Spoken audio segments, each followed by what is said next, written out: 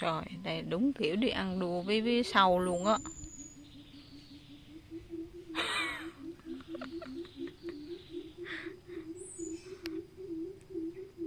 Hay thôi mình đổi mục tiêu đi. Dẹp cái vụ trồng rau đi. Nuôi sâu đi vẫn hơn. Nuôi sâu à.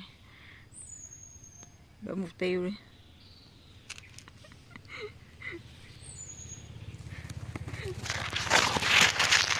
Ăn trên ngồi trước người ta không mà. Nuôi sâu này kỳ thiệt.